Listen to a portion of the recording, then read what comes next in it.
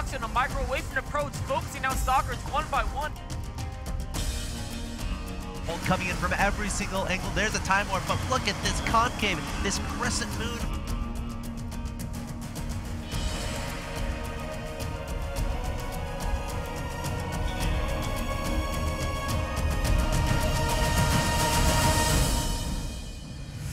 But the fight, this is what's gonna happen now. The supply goes in Hug's favor. He's just gonna barrel through, take out whatever. So much file here coming forth. Looking like Nesty is going to take it here. Dancing the roaches a little bit. Scarlet. Now the Hydras are exposed. Those Mutas are gonna die, and it's nobody gonna make that much of a difference. GG.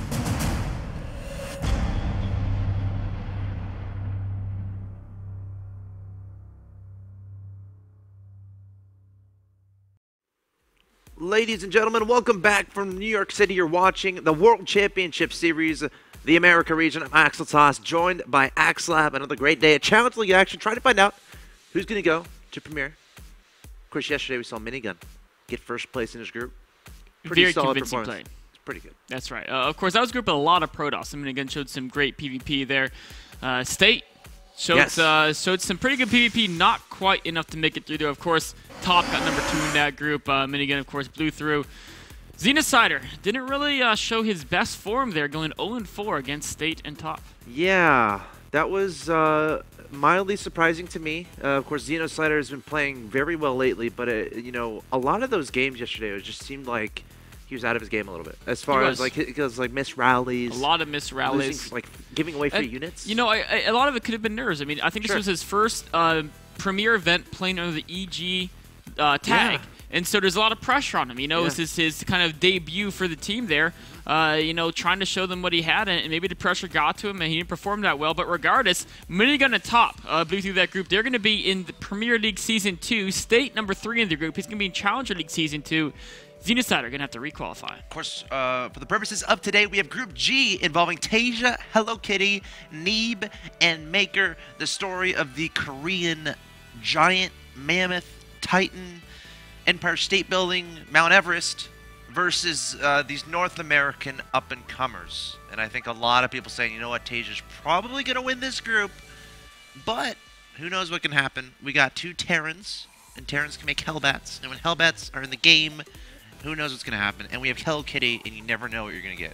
That's right. Hellokitty took out Hard already in the Premier League. So, in fact, he has beaten world-class Korean players before. Potentially, he could do it again here against Taeja. Of course, that's going to be the first series coming at you guys. Taeja versus Hellokitty. It looks like the players are ready. Let's start the game. First map is going to be Whirlwind. Yes, indeed. We got a TVP, Taeja versus Hellokitty. Some might say... what's the term? David versus Goliath. David versus Goliath. Yes, type of a situation here. Of course, anything can really happen in WCS America. Like if you remember, of course you remember, like Hyun was trying to make it through the Challenger League qualifier, and he couldn't even get through that. And he lost to an American there as well. Puck took him out. Exactly, an American Protoss player. And might have a similar situation here, but anything can happen. Again, in WCS America, guys, welcome to Game 1. It's going to be on Whirlwind. In the top left-hand location, I present to you the Red Terran player representing Team Liquid. Ridiculous amount of wins under his belt. Can he win today's group? Can he get top 2 in today's group and advance to Premier League? A lot of people think he will. He is Taeja.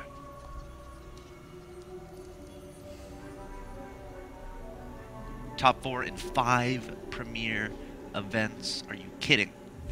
Look at those win rates. 63, 66, 69. He wins a lot. Even recently, too. The first GSL season of 2013. Yes. Semi-finalist.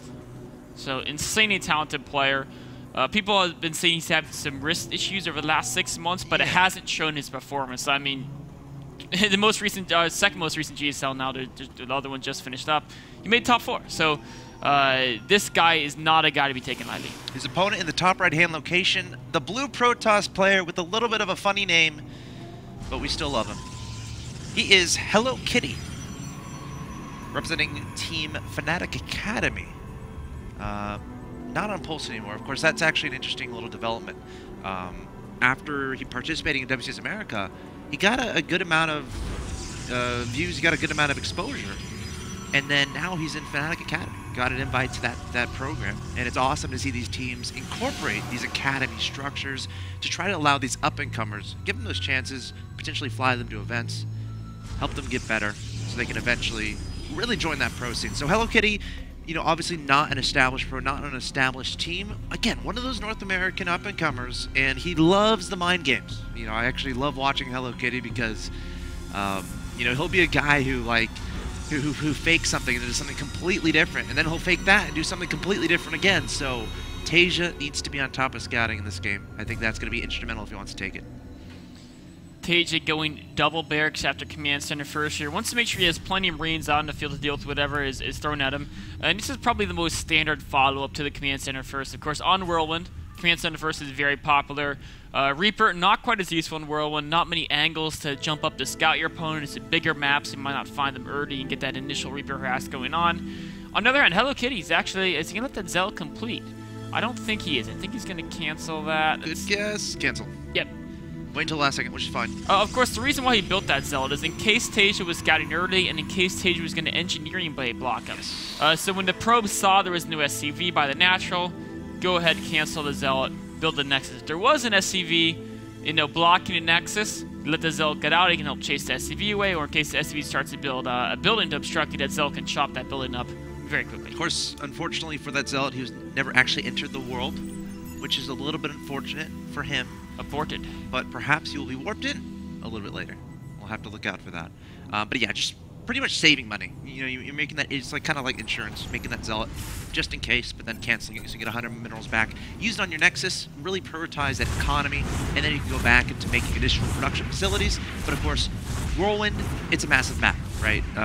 Fast expansion builds are pretty much the norm. So Hellokitty probably realizing, okay, my opponent likely going for a very fast expand build. I don't want to fall too far behind economically, so I'm going to get a fast Nexus as well. Of course, behind the fast econ play, that's when you start making your decisions. Do you add on a bunch of production facilities like barracks or gateways and go for a lot of aggression? Or do you go for upgrades? Or do you go for additional tech? Do you add on a Stargate right away? Do you add on a Twilight Council right away?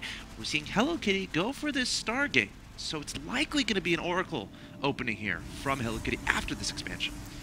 The nice thing here is that for Hellokitty, Taeja is actually going straight into just primarily Marine production. While Marines can fend off in the Oracle, they're not going to have that instant shock vial potentially totally destroying the Oracle. It's not like he has a Widow Mine there where the Oracle runs in, instantly dies, and all of a sudden Hellokitty's behind. The Oracle is going to, even if the Marines deflect the harass, it's going to get great scout information. As long as it keeps it alive throughout the game, he can later use Revelation to keep track of drops. He can always threaten to you know, jump right back in those mineral lines and continue harassing. SCV somehow survives at the bottom right. I think the Stalker was chasing him. The SCV barely got away. He's 5 HP. And the Stalker has 0 kills, and I'm wondering if Hellokitty is going to identify that and realize, okay, I didn't actually kill that SCV. But a little bit of an interesting development there. Taeja getting an SCV in his opponent's main base. Can he scout the Stargate? I think he will. He's going for it. He got it. Oh, and that's okay, the important. Oracle's across the map, though, isn't it? Yeah. It is. In fact, Taeja's already kind of pushed it out of his natural a little bit with some Marines. It's just scouting around, trying to find an opening. 3 Marines, it can take those out without a problem. Not his friends, though. And he's going to back up, maybe take down a mule. Oh, some cute little attempts at repair micro there by Taeja. Unfortunately for him, the mule was pretty much almost expired anyway based on its timer. So sure. A few Marines went down. So Hellokitty can be happy. He got a great scout off. He didn't take any real damage on the Oracle. Got a few kills. But it's not like he really crippled Taeja or did any serious damage. Now, I remember in the past, I think Hellokitty really liked the Phoenix Colossi style, if I remember correctly. And with this Stargate opening, obviously that's going to be a really nice transition for him. So we're seeing him going into that Phoenix production, adding on 2 gateways here. Just staying safe. In case his opponent throws stuff at him, he will have the ability with 2 additional gateways to warp in 3 warp gate units at a time. And of course, having that photon overcharge available on that mothership core, going to be a great asset when dealing with aggression from his opponent. But when you go for this Stargate play, you have to be very careful because it does leave a little bit of an opening because you are delaying other stuff as far as getting that AoE on the field in the form of either Colossus or Storm. So a timing might exist here from Taeja where he can try to do damage with Medivacs, with Stim, when Colossi aren't necessarily out yet. But again, that window is getting much lower as the Oracle gets taken out in spectacular fashion by that turret. Nice defense there by Taeja. He also scans his opponent, and he notices the fact that his opponent is going for Colossi. One important thing is after Taeja started at Factory, he started 2 more barracks. So he's up to 5 barracks off 2 bases. It's a very, very heavy 2-base production focus build. Of course, until he gets Medivacs, Hellokitty should have no problem defending using Photon Overcharge and Force Fields. But Taeja's really going to be focused on trying to put a lot of pressure on Hellokitty. Yeah. At the very least, making it very difficult for Hellokitty to ever take a 3rd base. It forces his opponent to, also something that forces his opponent to use force fields and then maybe try to take some Medivacs into the main, do some damage there. Because right now, Hellokitty is investing a lot of these these very expensive units, the Sentries, the Colossi, the Phoenix, which means his army isn't going to be massive. Again, only 3 Warp Gates on the field versus the 5 barracks from Taeja. So the advantage Taeja is going to have here is sheer number of units. Like right now, if unit number, right, Taeja probably has, 20 to 30, 36 units, 30 Marines and 6 Marauders. Whereas if we look at the amount of units for Hellokitty, not so much. We got a Colossus, 4 Stalkers, 4 Zealots, about 12, 14 units. So I'm wondering if Taeja can try to exploit the fact that he has a massive army by trying to really spread Hellokitty out apart. That's definitely going to be his goal. In these battles, one thing the important dynamic is Taeja's going to have a much bigger army on the ground and very Marauder heavy. If the Marauders can close the distance with the Colossi, he's going to be in good shape. But Hellokitty is going to have the Phoenix Colossi combination. So he's going to have air control. Oh, and he spots a drop, but Taeja pulls back very quickly. Taeja saying, never mind, I don't want to deal with those Phoenixes. Now knows his opponent is going for the Phoenix Colossi play, immediately adding on a 2nd starport. A heavy Viking composition is going to be very important. Also, upgrades on the Vikings can be great, too. We're going to have to look at if Hellokitty decides to add on an upgrade for his Phoenixes, something we saw yesterday. I forgot who. Top. Yeah, Top was using that strategy. So Hellokitty, we saw he tried to take a 3rd there. We saw the little icon of the Nexus, but unable to take that just yet. And Taeja's going to be happy right now. Taking a 3rd behind this, he has this position outside his opponent's natural expansion, and he knows his opponent is on 2 bases. Hellokitty needs to come up with something to break out of this containment. The Stim coming forward, targeting down the Colossi. Taeja going for, I'm not sure about that decision, immediately backing away. And the Phoenix is coming forward as well. Taeja has to be a little bit careful here. I'm not sure why he decided to engage, and now he's down in supply even, 126 to 110. A very bold move by Taeja. Nothing to deal with the Colossi, just trying to overpower it with sheer might and Marine Marauder. But without a flank there is no way those Colossi were going to be focused down. Turning around again, but with 9 range, the Colossi... I don't think he lost the Phoenix there. No, he didn't. He was just baiting the Stim forward so he can pick off some more units. That was so cool. And now Hellokitty with just basically takes the entire control of the map back. Wow. He's free to go ahead and take his 3rd base now. He does have to be careful as Taeja's producing a lot of Vikings. If enough Vikings get on the field, the Phoenix Colossi competition will be in trouble. But he spotted that as Observer sees the fact that Taeja is producing Vikings 4 at a time there. It saw all 4 being rallied to the front. Sees more and more Vikings coming in here. But Taeja, he lost so many Marines when he tried to go up the ramp. His army in the ground is much smaller now. If he's not careful, even if he can take out the Colossi, if he can't take him out fast enough, he could still lose that ground battle. Now, Taeja does have an upgraded advantage here. 1-1 to the 0-0 right now of Hellokitty. But the 1-1 for Hellokitty is about halfway complete. He's going to be chrono boosting that. But, I mean, the main problem, of course, is going to be the Colossus Phoenix number. And if we're talking about upgrades, not as huge of a deal as far as those units are concerned. Taeja's got to be so careful there. His army is actually a little bit smaller right now out in the field, but he does have a lot of Vikings trying to pick away at the Phoenix, using the fact his Vikings have greater range. Yep. There's a scan. Great scan. Was he looking for an observer there? Yeah, he was. Okay, we got a medevac. 4 medevacs heading into the main. Can Hellokitty spot this? Needs the Phoenixes over there. And again, this is the weakness of a composition like this from Hellokitty. You're not necessarily going to have a bazillion ground units at your disposal. Most of your resources are in the Colossi, are in the Phoenixes, and Taeja going to take advantage. We're about to see a big drop in the main. Oh, man, this is going to be very tough for Hellokitty. He might have to send his entire army back, which will leave his 3rd base exposed. Wow, so many units being dropped here in the main. Hellokitty taken completely off guard. Of course, the Vikings escorting the medevacs as well, and Taeja going to be counterattacking into this 3rd base, going to target fire that Nexus, turn down the Nexus in the main as well, and Hellokitty might lose 2 of his main bases. The Phoenix is coming forward trying to deal with the Vikings, but it's going to be too much, and the medevac's just going to jet over to that 3rd base. That Nexus is gone. Taeja with a great move there.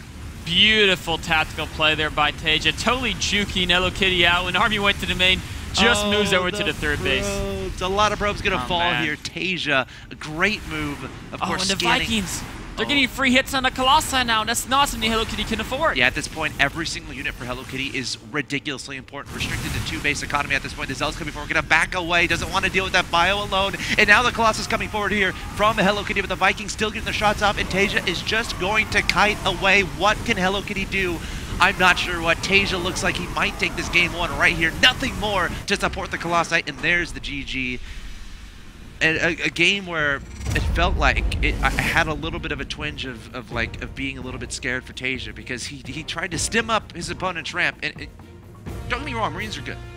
Marines are really good. But when you're stimming up your Protoss' natural and there's 4 Colossus there, you probably don't want to do that. Not with just Marines, of course. That thing worked out too well for Taeja. Yeah. But he bounced back with some great macro. The key thing, he was able to get so many Vikings out super fast. Yeah. And then as soon as he had more Vikings than the Phoenix, he got into that situation where he had air control. And if you have air control and your opponent doesn't have blink, they don't have charge, you can use the mobility to move into the main, snipe that. The army goes to the main, and when the army goes to the main, he just picks up, jumps back to the third. See ya. And now it's one Nexus versus 3 orbitals. The Phoenixes get taken out as well, actually, right here. And without the Phoenixes, the Colossi are very vulnerable to the Vikings. In the next engagement, we saw the Vikings just were able to take out so many of the Colossi. And Whirlwind is a map where you can do that, right? Your third is right next to your main as far as air as far as by air, but by ground it's a super long distance to actually reinforce. No Mothership Core in the main to activate Photon Overcharge, and honestly, I don't think it really would have mattered that much with that many units. But really cool play there from Taeja, falling a little bit behind, but then just showing with that Supreme Micro, getting all those Vikings on the field, and going for that attack in the main. Really cool play there from Taeja, and he's up 1-0 in this best of 3. Guys, stay tuned. You're watching WCS America Challenger League. Game 2 coming up.